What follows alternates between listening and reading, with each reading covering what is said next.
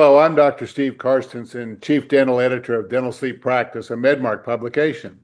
Welcome to an educational discussion and Q&A with Dr. Rafael Sepulveda. In our webinar today, we'll discuss how to advance dental sleep care with weight management. Associated with this presentation is a free CE quiz. At the end of the webinar, we will email all registrants the presentation recording along with instructions on how to access the CE quiz. Before we get started, I would like to invite everyone to use the Q&A feature in the control panel to ask any questions. We'll answer as many as we have time for at the end of the session today. Now, I'm pleased to introduce our speaker. Dr. Rafael Sepulveda is the founder and medical director of Sleep Fit Medical Sleep and Weight Management Center in Sonoma, California. He completed his sleep medicine training at the University of Tennessee Health Science Center in Memphis and is board certified in internal medicine, sleep medicine, and obesity medicine. Dr. Sepulveda specializes in diagnosing and treating sleep disorders, particularly their connection to obesity and cardiometabolic health. Dedicated to advancing care in sleep and obesity, Dr. Sepulveda serves on the AASM Obesity Management Task Force and the American Academy of Sleep Medicine's Foundation Community Sleep Health Grant Review Committee. He's also been a guest on multiple educational programs such as AASM's Talking Sleep podcast, educational symposiums, and other webcasts. Previously, he served on the AASM Public Awareness Committee from 2020 to 2023 and the Obesity Medicine Association Outreach Committee in 2023. His volunteer efforts focus on advocacy and education regarding the impact of sleep on metabolic health and the integration of obesity care into the clinical practice of sleep medicine. Thank you so much for joining us, Dr. Sepulveda. I'm very excited to hear what you have to say, so I'll turn it over to you and learn more about obesity and sleep medicine. Thank you so much. So let's first start with our learning objectives. All right, so the first objective is to recognize the impact of obesity in dental sleep medicine and sleep disorder breathing. We should be training to initiate evaluation and management of sleep breathing disorder while integrating weight management strategies. And we should be able to understand the role of anti-obesity medications in enhancing sleep quality and weight management. So first, let's talk about the relationship between weight and sleep. So obesity, in terms of the effects on sleep, it increases the number of awakenings.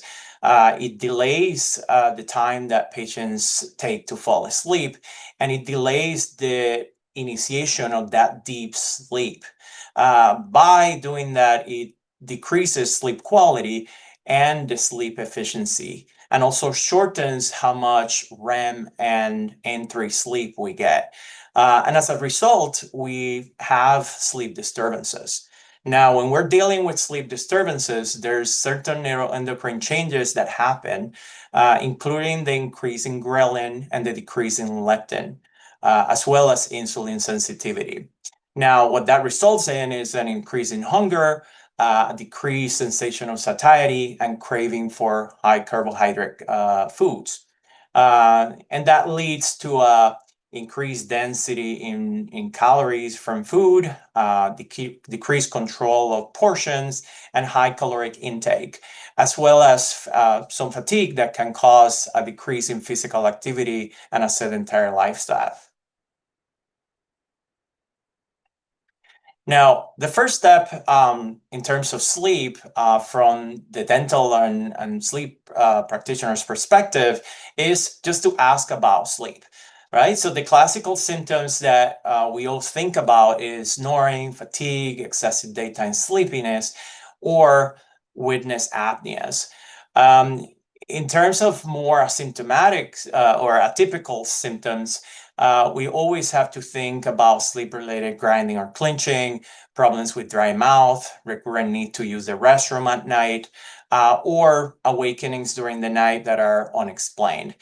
Now, mood disorders can also be linked to sleep disorders. In an adult, most of the time it's because of sleepiness or lack of concentration, when in pediatric patients, we see more hyperactivity or learning problems. Now, how to evaluate the patient in a dental sleep clinic? So I would say taking vital signs and identifying a high BMI, as well as changes in blood pressure, is extremely important. Now, in terms of the oral evaluation, we always think about soft tissue and craniofacial features of the patient. So we think about macroglossia, seeing some tongue scalloping, enlargement of the tonsils, as well as elongated soft palate. In terms of craniofacial features, we think of retrognathia and micrognathia as the main two things to look for in the oral cavity. And obviously, the general over other symptoms that you can have, which is drowsiness, irritability, or delay in reaction time. Now, the tonsil classification, we always look for that +2, +3, or +4 tonsil size that could give you a higher likelihood of that tonsil size to be related to sleep breathing disorder. And then when we talk about Mallampati score from 2 to 4, that is closely correlated to breathing issues as well. Now, how does the oral cavity relates to sleep? So we always talk about the role of the tongue and the soft tissue adiposity in obstructive sleep apnea. So this is a study from Wang from 2020 that was done in patients with bariatric surgery, 67 participants with moderate to severe OSA. And basically they did attended polysomnography and an MRI prior to having bariatric surgery and post-bariatric intervention. Now, most of those patients post-bariatric intervention, they show around a 9.5% decrease in total body weight, and that resulted in 30.7% of improvement of the apnea-hypopnea index. Now, that suggested a very strong positive correlation in the decrease of tongue fat with weight loss to the reduction of apnea-hypopnea index. So this suggested that tongue fat percentage reduction was the primary upper airway mediator between weight loss percent and apnea-hypopnea index percent reduction. Now, this is one of the MRIs of the oropharynx for one of the patient pre and post bariatric surgery. So as you can see, the pre-bariatric surgery BMI was from 44.8. The apnea-hypopnea index was 121.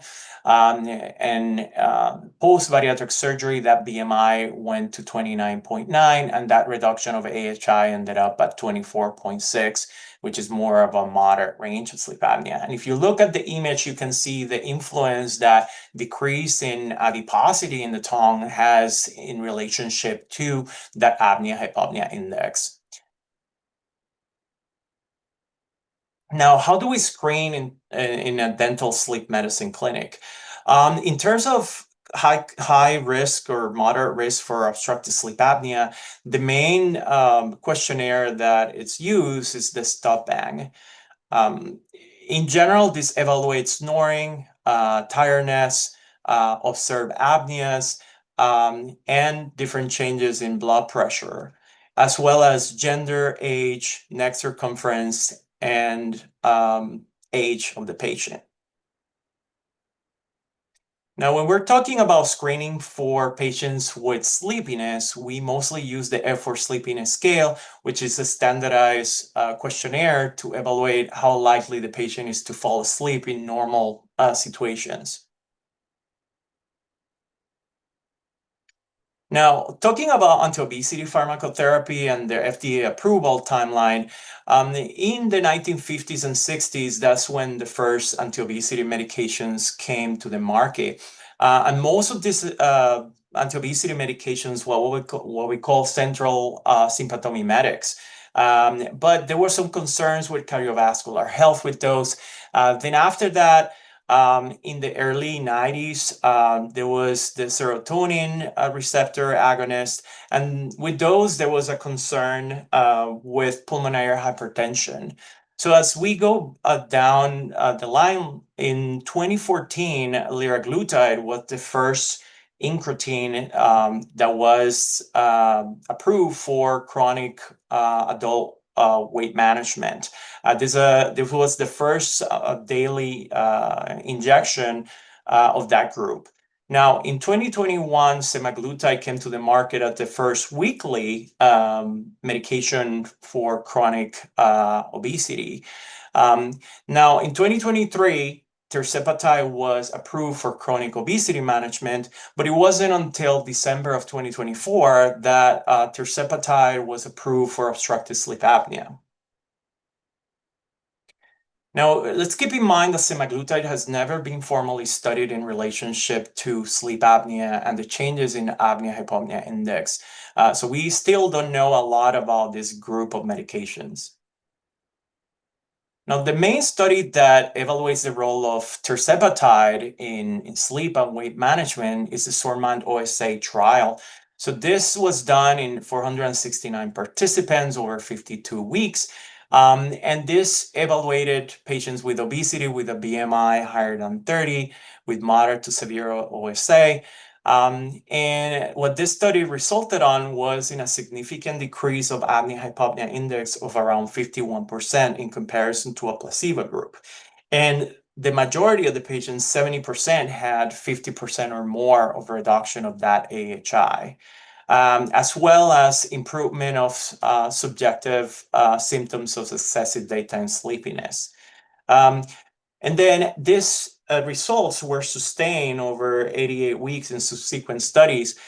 So this showed important fat loss in critical areas like the tongue, the pharyngeal airway, and the abdomen that could predict improvement of the apnea-hypopnea index. Now, how does tirzepatide work? So basically, in a patient that has diabetes or insulin resistance, it works mostly on the pancreas, stimulating insulin secretion. However, in a patient that doesn't have insulin resistance or diabetes type 2, it tends to activate the receptors for gastric inhibitory polypeptide, GIP, or glucose-like peptide 1. And then those receptors, when they get activated, it decreases appetite, decreases food intake, and increases weight loss. Now, what are the indications to use tirzepatide for obstructive sleep apnea? So it's indicated for patients with moderate to severe OSA. So that means an AHI of 15 or higher, with a BMI of 30 or above. In conjunction to lifestyle modifications such as nutrition, physical activity, and behavioral modification. Now, what's the dosing of tirzepatide? So it's basically a monthly schedule where you start a dose at 2.5 milligrams for weekly for 4 weeks. That is considered the baseline dose. Usually at that dose is not either considered a maintenance or treatment dose. So you escalate through the different doses every month until the patient has a dose that is tolerating and they're losing a significant amount of body weight. Usually we are looking in terms of weight management to have the patient lose between 1 to 3 pounds per week in a constant manner. Now, keep in mind that most of the study that was done with tirzepatide used the maintenance dose to be between 10 and 15. So that is mostly the dose that you want to have the patient on. But this definitely depends on the patient's tolerance. Now, what are special considerations with tirzepatide? So in some cases, we have to do adjustments of narrow therapeutic window medications like anticoagulants, for example, mostly because the medications tend to slow the gastric emptying. So some of these medications might take longer to be absorbed. And in some cases, oral contraceptives are a problem in terms of reduction of efficacy when using tirzepatide.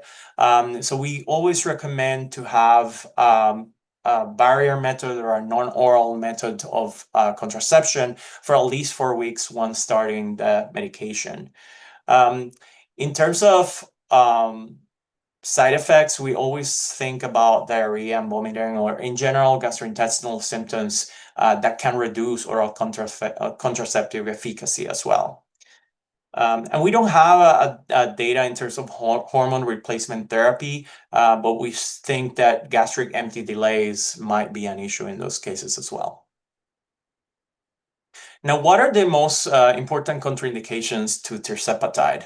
So, medullary cancer of the thyroid is one of the main contraindications, or what we call multiple endocrine neoplasia type 2, mostly because that was shown during the trial with mice, but not necessarily in human subjects.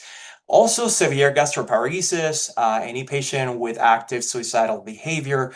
In terms of anesthesia or sedation, which I think it's very important to a lot of surgeons as well as dentists, there's a risk for aspiration in patients that have use of tirzepatide. So we usually recommend to stop tirzepatide at least 7 days prior to a minimal invasive sedation, and even up to 4 weeks when there's general sedation during a procedure. And pregnancy and pediatric patients are contraindicated just because it haven't been studied for efficacy at this time. Now, what are the most common side effects? So common side effects, which affects more than 5% of patients, are mostly gastrointestinal symptoms like nausea, diarrhea, vomiting, constipation, reflux, and fatigue. However, most of these symptoms go away after the patient has been escalating in their dosage. Now, what are nutritional components of any patient that is on an incretin like tirzepatide? So in terms of carbohydrate intake, you want to prioritize quality over quantity. So that means high fiber, low glycemic index. The reason for this is high glycemic foods tend to increase adverse effects of this medication by delaying gastric emptying. In terms of protein intake, that should be prioritized. So you want more than 1.6 to around 2.2 grams per kilo. And you want protein that has high availability. So you want protein rich on tryptophan, for example. And those protein sources are mostly grain, vegetables, nuts, as well as some lean meats and dairy. In terms of fats, it's mostly prioritizing omega-3, omega-6 fatty acids, mostly because they help with the secretion of melatonin and serotonin, which helps quality of sleep overall. Now, water intake is extremely important. We tend to reabsorb a lot of the water when we are in any kind of incretin medications. So we recommend around 9 cups in women and 13 cups or more in men. One good behavioral component is to try to consume at least 2 cups of water before meals. The main reason for hydration as well is that if the patient is not ingesting enough thirst, a lot of times these medications tend to suppress that thirst response and can cause problems with kidney injury. And also chrononutrition, which is basically trying to get the majority of the calories at the beginning of the day and making sure that portions are distributed to the day. That also reduces gastrointestinal effects. Now, in terms of aerobic physical activity, we recommend at least 150 to 300 minutes of moderate intensity activity. And if the patient is doing more vigorous activity, around 75 to 150 minutes per week. The intensity in this case really matters. However, not every patient can start at a moderate to vigorous activity. So basically escalating and trying to set up realistic goals is extremely important. Also, timing of physical activity is good in the morning and the early afternoon, mostly because this supports nocturnal sleep. Avoiding any kind of late evening workouts and keeping physical activity consistent is very important to good outcomes. Now, in terms of strengthening of resistance physical activity, we recommend a frequency of at least twice a week of strengthening or resistance activity. And the focus should be muscle recruitment for two major muscle groups.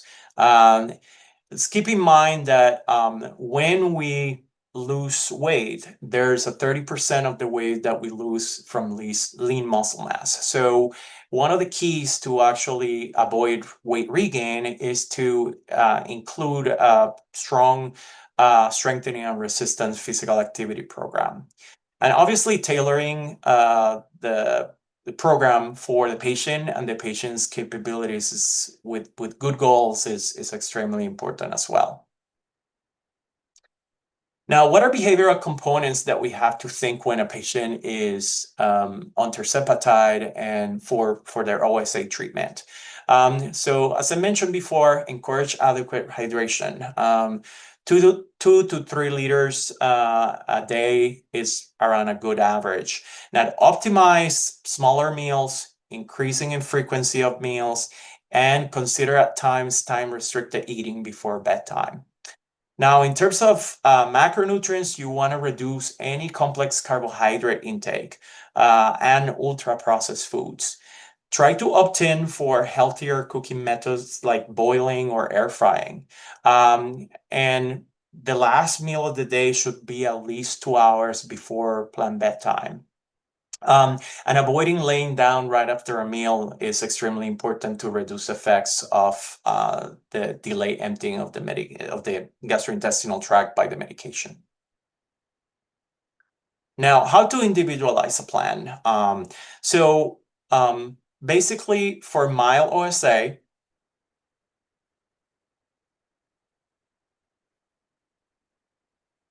next. Right, so how to individualize a plan with OSA treatment and obesity care. So for mild OSA, in a patient with overweight between 27 and 29.9, you want to initiate some lifestyle interventions. And you should consider at that point either oral appliance therapy as an alternative OSA treatment. And if it's ineffective, you can consider positive airway pressure. And obviously, there's other anti-obesity pharmacotherapy that you could use that is not necessarily tirzepatide in these cases. Now, in a patient with mild OSA and a BMI higher than 30, you start with lifestyle interventions for weight management and consider positive airway pressure or oral appliance therapy. And as well to consider if the patient approves to use other anti-obesity pharmacotherapy. Now, in patients with moderate to severe OSA with an overweight BMI, usually you want to start lifestyle interventions as well and a trial of positive airway pressure. However, if that patient can't really tolerate positive airway pressure, then you can consider oral appliance therapy as well with conventional anti-obesity medications. Now, those patients with moderate to severe OSA and a BMI higher than 30, besides the lifestyle interventions, you want to start positive airway pressure therapy with tirzepatide. Keep in mind that tirzepatide takes some time to help the patient lose weight. In some cases, if the patient requires a higher air pressure within the positive airway pressure therapy, you can consider also dual therapy. If the patient is completely intolerant, then you consider use of an oral appliance therapy in conjunction with tirzepatide. Now, when should we reevaluate for obstructive sleep apnea after weight loss? So usually the main guidelines say that we should retest in a patient that have lost at least 10% of total body weight in every increment. This has shown to be associated with a 26% decrease in apnea-hypopnea index from their baseline, as well as improvement of their oxygen saturation. This is believed to be because of that reduction of fat deposition around the airway and the neck, as well as the decrease in inflammation and fluid retention.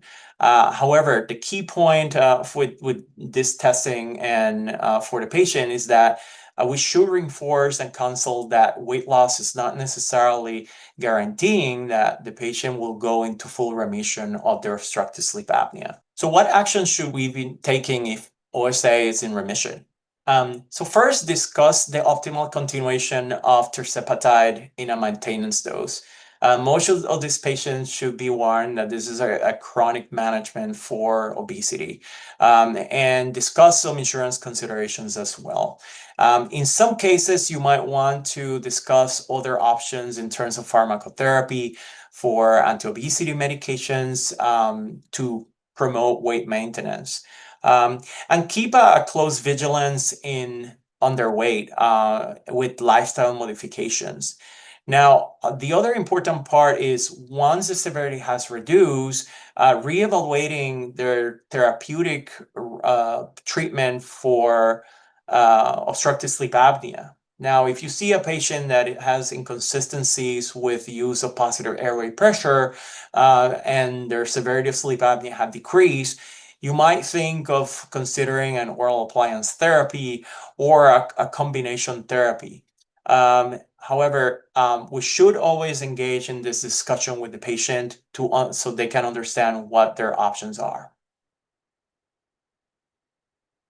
Now, in summary, in terms of pharmacotherapy and sleep, I think the main important thing is understanding the urgency to treat obstructive sleep apnea. So obstructive sleep apnea is most of the time a progressive disorder that is, if it's untreated, it can result in daytime dysfunction and even fatalities. Keep in mind that tirzepatide is not an immediate solution, so it takes time to lose weight. And patients might need other adjunctive therapy with CPAP or oral appliance therapy while they lose the amount of weight that this medication can offer. Also, combination therapy is often necessary. Tirzepatide by itself tends to induce weight loss, but also it's great to have adjunctive treatment while that goal is reached. And set realistic goals for the patient. Reinforce the importance of adherence to any sort of therapy that they're using for their sleep, and discuss insurance and coverage considerations as well. Thank you so much. This is a picture of my team, and appreciate the invitation to do this webinar. Well, thank you, Dr. Sepulveda. There's been a few interesting questions come in, and I have a couple myself. All right. What are some of the common misconceptions that patients have about weight loss drugs, tirzepatide in particular, that you face? I mean, you sit down with them and you say, "Why are you interested?" What are they thinking? So, I mean, a lot of the time, when you see a patient struggling with obesity, they have tried multiple things, right? And that conception that nothing works is something that resounds to me every day, almost all day. We have to think of these medications as another tool that we can use in order to optimize outcomes, right? No treatment is 100% efficient for everybody, right? So I think that's the main misconception. Now, a lot of the time, the other thing that I hear is there's more priority in terms of the adverse effects that you can have from these medications in comparison to the risk of having obesity as a disease state. So when we talk about the risk under a supervised weight management program or pharmacotherapy use versus not doing anything about their obesity, long term, the outcomes tend to be a lot more risky for the overall health of the patient. So that's why many people have tried many things to lose weight. I saw the, very clear recommendations for changing your diet, your nutrition intake, specific things to pay attention to, this or that, very specific guidelines for activity, for movement and intensity. How are those modified by the use of tirzepatide? Because clearly paying attention to your nutrition and paying attention to your activity has been touted for, thousands of years to lose weight. So, Yeah. so what changes there when they add a medication? I think when we add tirzepatide as an adjunctive treatment, I feel like there's a few things happening. So one of them is that I feel like a lot of the patients are able to kind of mitigate that food noise that a lot of times patients have. The other thing is that once they start losing the weight, there's this transition of being able to be more physically active, even, reduction of possible injuries, because then you're able to do more physical activity consistently. And the energy level and that fatigue can also improve as well. And obviously, like treating sleep apnea at the same time, if you treat it accordingly, then you will have the energy to be able to get engaged into good nutrition and physical activity and do those behavioral modification changes. One of my favorite points you make on your slide there was don't lay down after eating. It's so critical that people, after they have a meal, to not go sit on a couch, to not go lay down, walk around, take the dog for a walk then, those kind of things are so valuable. So little tips that people Mm-hmm. probably already know and that we can add in. So it's not common in dental offices to ask about obesity. Mm-hmm. Many of us shy away from it because of, it's a tender subject for many people. Mm-hmm. So, what would be some tips on a patient comes in, clearly they're obese, and they complain about airway issues, and we Mm-hmm. want to help them. So, tell us a couple of things that we could say that would be useful. So I think the first thing is to always ask for permission to talk about weight. A lot of patients have, as you mentioned, it's a very sensitive topic.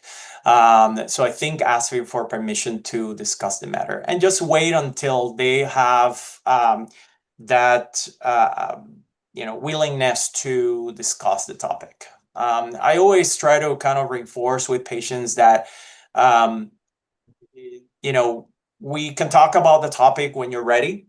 It's something that, at times the patients have struggled for a long time.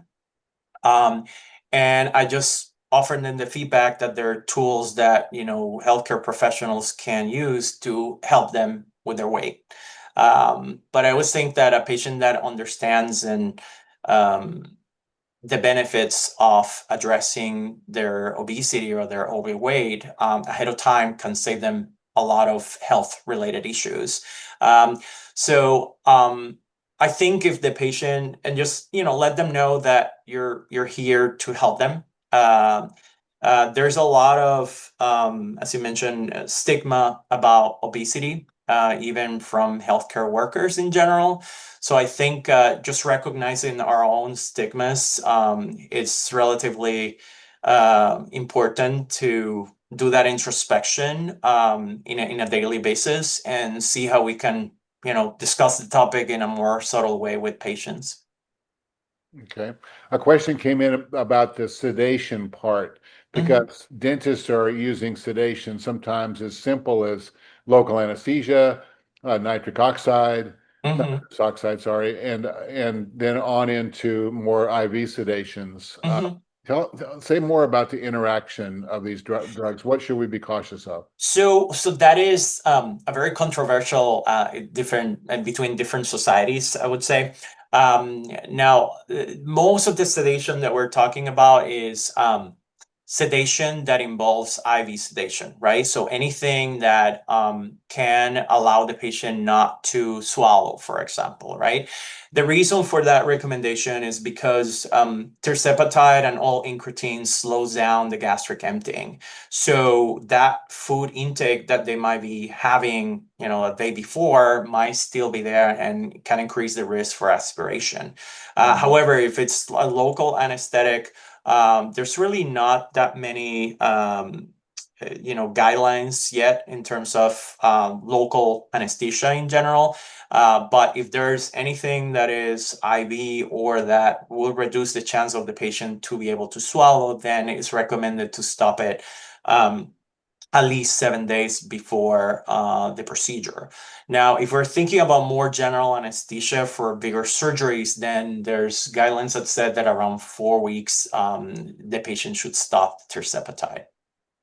If they are taking tirzepatide on a regular basis and then they just stop because they're going to have a dental procedure for 4 days before or 7 days later, is there any what happens then to them? How do they feel? So basically, I mean, I always try to reinforce that during that time, the main priority should be in keeping your nutrition, your physical activity, and your behaviors to be as intact as they were before, right? So, and then you can restart the medication after the procedure.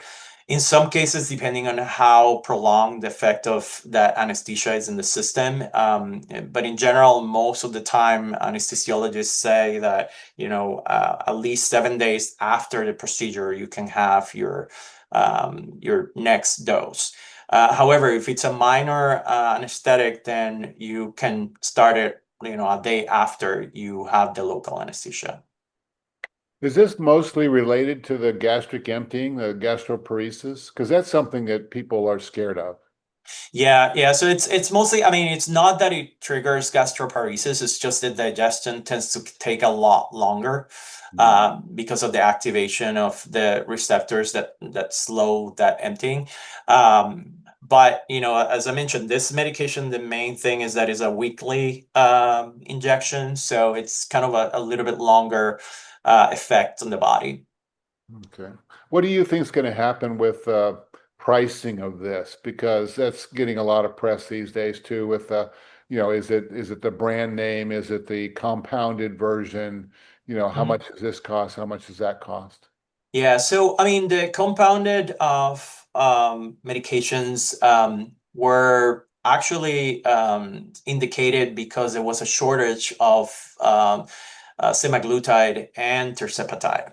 However, as of October of last year, that shortage is over. Now, a lot of concerns raised during that time that that shortage was happening, and it was just that the fact that a lot of adverse effects were noted, and even overdosing with compounded incretins, right?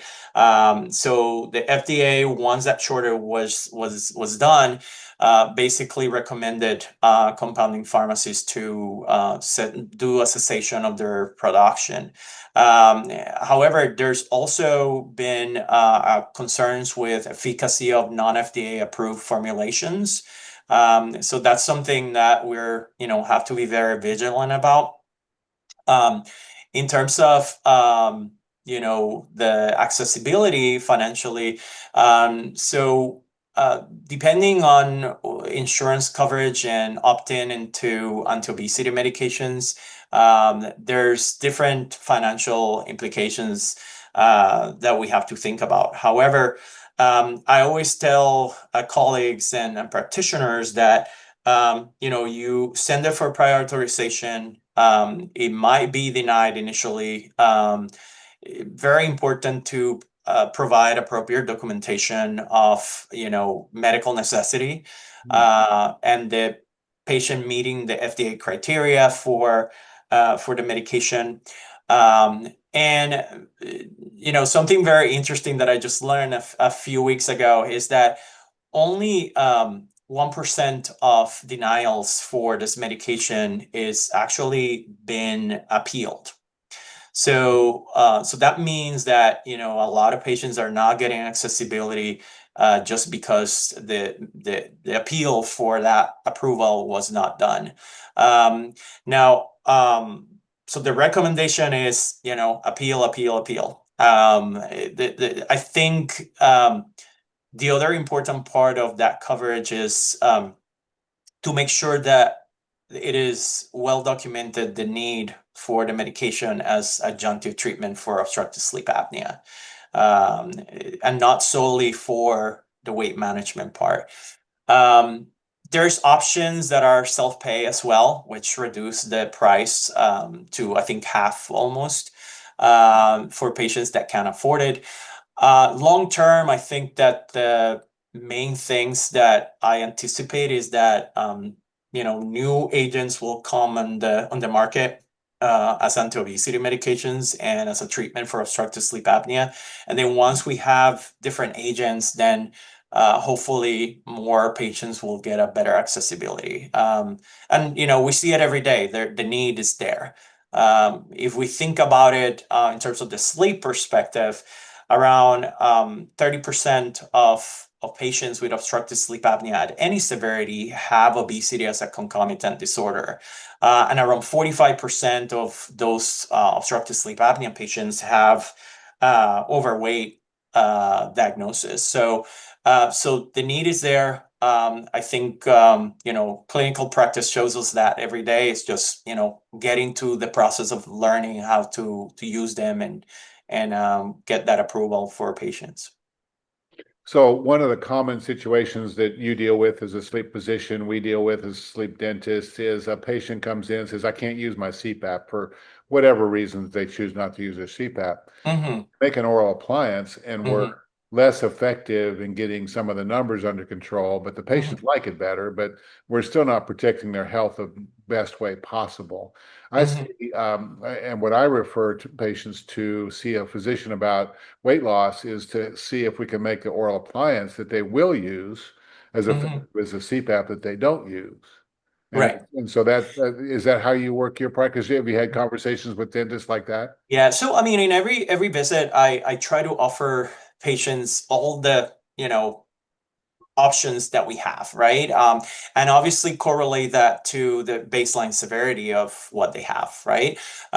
So, in a patient with, I would say, moderate or mild obstructive sleep apnea, an oral appliance could be a first line alternative, right? But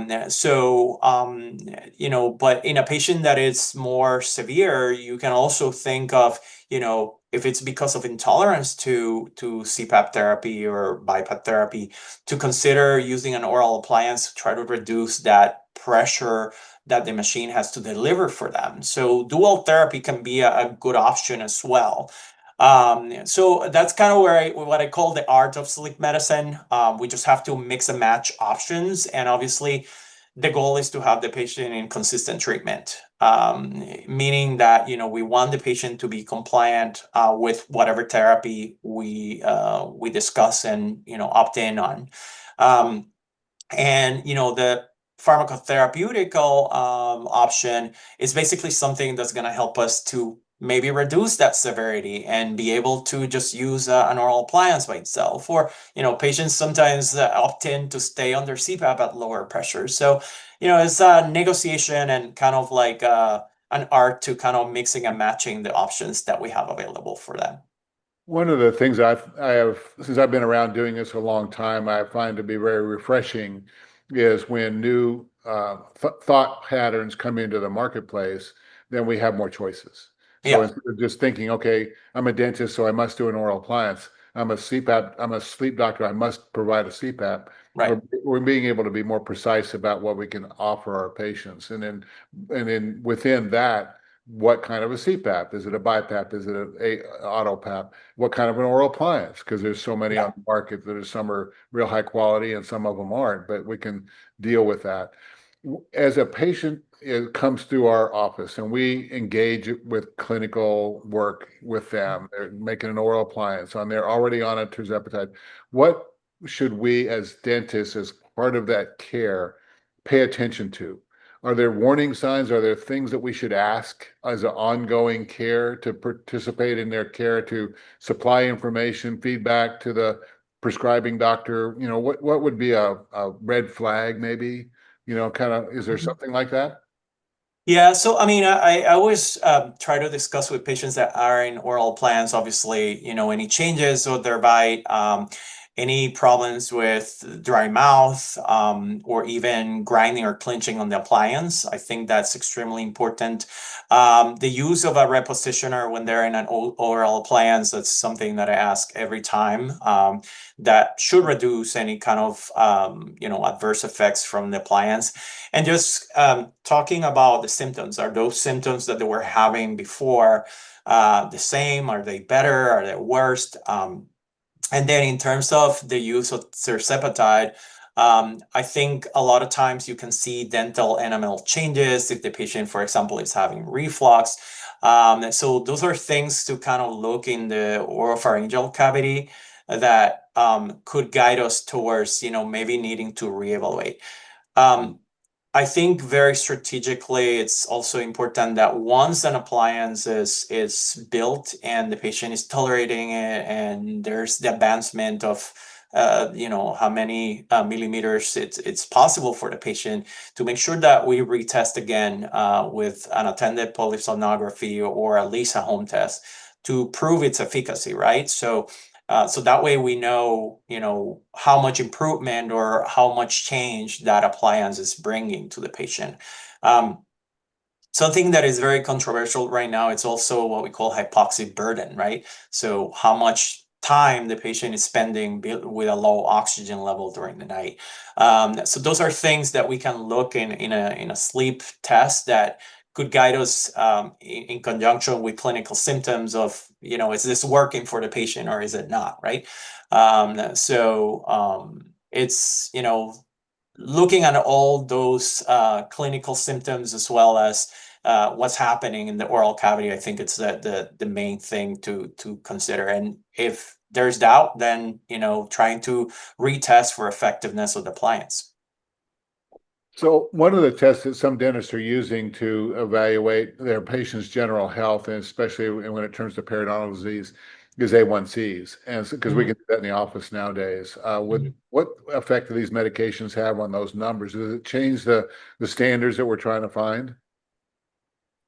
Well, in reality, I mean, it's one of the things that these medications do is obviously help with insulin resistance and diabetes, right? So usually most of these patients, I always kind of consider having definitely a baseline amount of, A1C and just a basic metabolic panel, just all the basic labs to make sure that the indication for tirzepatide, if it's either for diabetes or if the indication for the tirzepatide is for obstructive sleep apnea or even weight management, right? So the main goal in terms of that A1C is to get it into normal control.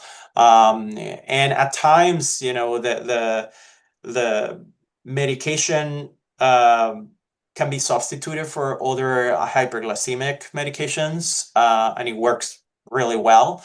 But we have to make sure that we're not, using multiple agents in terms of controlling that blood sugar that will get the patient to a more hypoglycemic state. So, yeah, so that basically is kind of something to look for. The lab test is gonna basically, show us that number, and it correlates really well with how well that glucose level is controlled.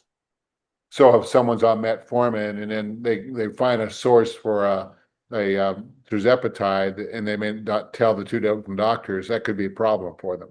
Yeah, yeah.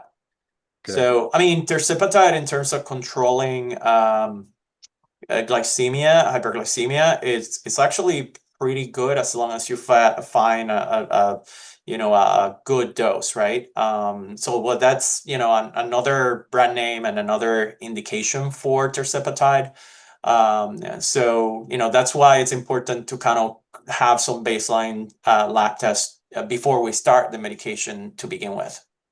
So it just goes to show, I think, is that one of the messages to dentistry is that some of our patients are quite complex. And it's not as simple as making an oral appliance and calling it good. As we are participating with, physicians like yourself and others, we have to make sure we talk to each other, collaborate, and then apply the right therapies and pay attention, ask the patients, and always engaging the patients. I love that slide that you had that showed, engage with the patient about their choices as well. That just speaks so loudly to our ability to manage our patients with this chronic disease, chronic diseases that you talked about. And I'm sure they get better for a while, but that doesn't mean they're cured, right? And Yeah. So I am very lucky to have a lot of dental sleep medicine practitioners around me, and we talk all the time, and it's definitely a collaboration that gets us to a good outcome. So yeah, I mean, this is obstructive sleep apnea treatment is a journey for most patients, and like I said, not everything works for every patient. So staying in communication with each other and making sure that we know what the patient's alternatives are, it's extremely important. There we go. That's a good place for us to close this up. We have gotten to most of the questions, but I think that's an excellent place to finish. So within an hour, those people, the registrants, will get a link to the replay of this presentation and instructions on how to access the CE quiz. Please be sure to complete the free CE quiz associated with this webinar to get your CE credits. Thank you, Dr. Sepulveda, and our sponsor, Panthera Dental. Thank you for really all that we do together to make our patients and our communities healthier. And thank you to Medmark Publications for hosting this as well. Thank you.